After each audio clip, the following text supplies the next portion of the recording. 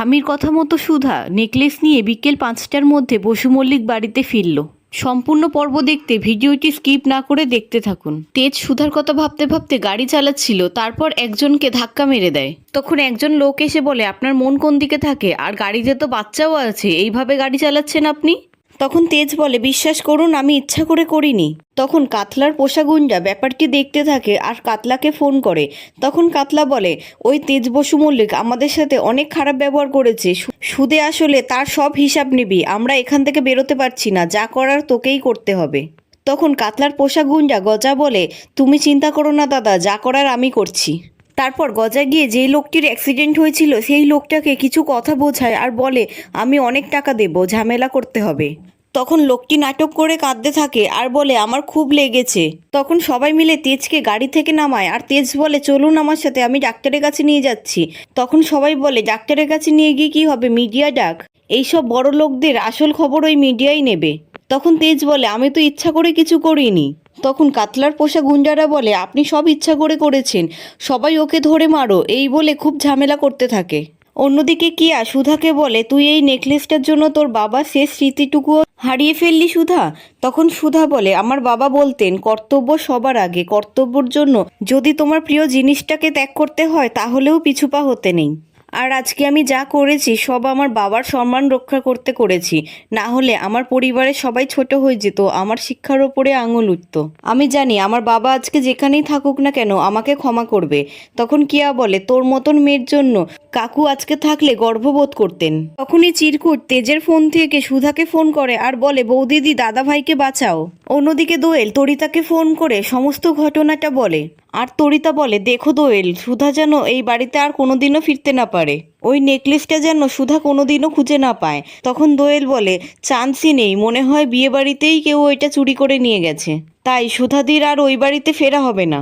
এই বলে দুজনে খুব হাসাহাসি করতে থাকে। তখনই সেখানে তেজের মা আসে আর বলে, আমার তেজ আর বৌমা এখনো বাড়ি ফিরল না কেন, আমার খুব চিন্তা হচ্ছে।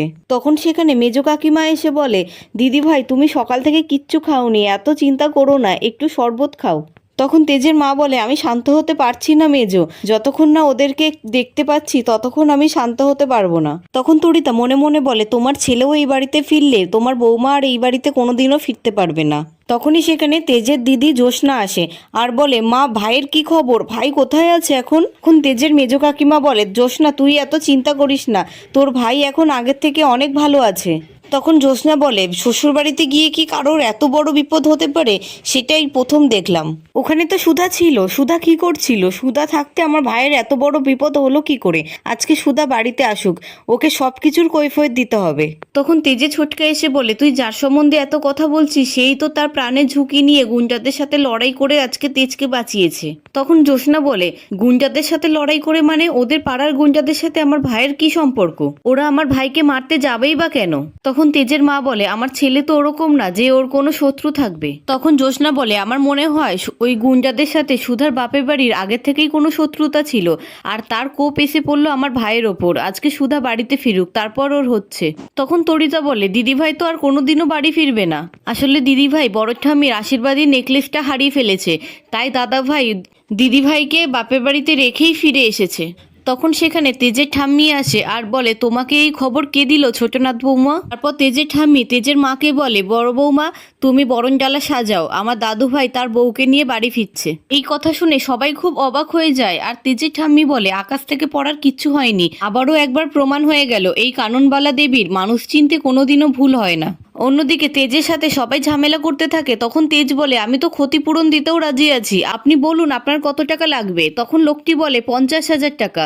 তখন তেজ বলে, 50,000 টাকা? আপনি তো ঠিক করে বলতেও পারছেন না আপনার কোথায় লেগেছে, এইভাবে জোর জুলুম করে মানুষের থেকে টাকা নেবেন আপনারা? আপনি আমার সাথে চলুন, আপনার চিকিৎসার সব দায়িত্ব আমার। তখন কাতলার গুন্ডারা বলে, ও কোথাও যাবে না, যা করার এখানেই করুন আপনি। তখন সেখানে সুধা অটো করে আসে আর দেখে যে কাতলার গুন্ডারা সেখানে আছে। তখন সুধা মনে মনে বলে, তাহলে মিস্টার বসু মল্লিককে ফাঁসানোর চেষ্টা করা হয়েছে। তখন সুধা অটো ড্রাইভারকে বলে, আপনি খুব জোরে চালান। তখন অটো ড্রাইভার খুব জোরে অটো চালায় আর যেই লোকটার অ্যাক্সিডেন্ট হয়েছিল সেই লোকটা তার সাইকেল নিয়ে উঠে পালায়।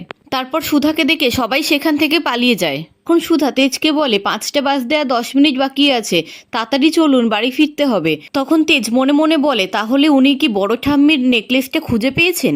অন্যদিকে সুধার বৌদি অনেক জিনিসপত্র কেনাকাটা করে আসে। তখন সুধার ভাইজি বলে, মা তুমি এত জিনিসপত্র কিনেছো, এইগুলো কার জন্য? তখন সুধার বৌদি বলে, এত ম্যামে করছিস কেন? এইগুলো তোর জন্য, আমার জন্য আর তোর বাবার জন্য। আর একটা জিনিস এনেছি। তারপর সুধার বৌদি একটা সোনার চেন বার করে সুধার ভাইজিকে পরিয়ে দেয় আর বলে, তোর পছন্দ হয়েছে তো? তখন সুধার ভাইজি বলে, মা তুমি তো সবসময় বলতে আমাদের কাছে অত টাকা নেই, আমরা দামি জিনিসপত্র কিনতে পারি না, তাহলে তুমি আজকে এত টাকা পেলে কোথা থেকে? তখন সুধার বৌদি বলে, অনেক পাকা হয়েছিস না, চুপ করে পড়তে বস। তারপর সুধার বৌদি সেখান থেকে চলে যায় আর সেখানে সুধার দাদা আসে। তখন সুধার ভাইজি বলে, দেখো বাবা, মা আমার জন্য একটা সোনার হার কিনে এনেছে। সুধা দাদা মনে মনে ভাবে, অদিতির কাছে এত টাকা এলো কোথা থেকে? অদিতি কি লুকাচ্ছে আমাদের থেকে? অন্যদিকে তেজ মল্লিক বাড়িতে ফেরে। তখন তরিতা তেজকে একা দেখে বলে, দাদা ভাই তুমি একা এসেছো, দিদি ভাই আসেনি, তাহলে কি দিদি ভাই নেকলেসটা খুঁজে পেলো না? আমি জানতাম দিদি ভাই ওইটা খুঁজে পাবে না, সোনার জিনিস বলে কথা, সে কি আর খুঁজে পাওয়া যায়? তাও আবার আগেকার দিনে সোনা, খাঁটি সোনা দিয়ে তৈরি, তার তো এখন অনেক দাম। আচ্ছা ঠাম্মি, তাহলে কি দিদি ভাইয়ের আর এই বাড়িতে ফেরা হবে না? তখনই সেখানে সুধা আসে আর বলে, ফিরতে তো আমাকে হতোই তরিতা, ঠাম্মিকে আমি কথা দিয়েছিলাম, আর সেই কথা রাখবো না তা কি হয়? এখন সুধা বড় ঠাম্মির দেওয়া পুষ্পরাগের নেকলেসটা পরে সবার সামনে আসে আর তেজের ঠাম্মি সুধা আর তেজকে বরণ করে। তখন সুধা বলে, এবার তো আমাকে ক্ষমা করে দিয়েছেন ঠাম্মি।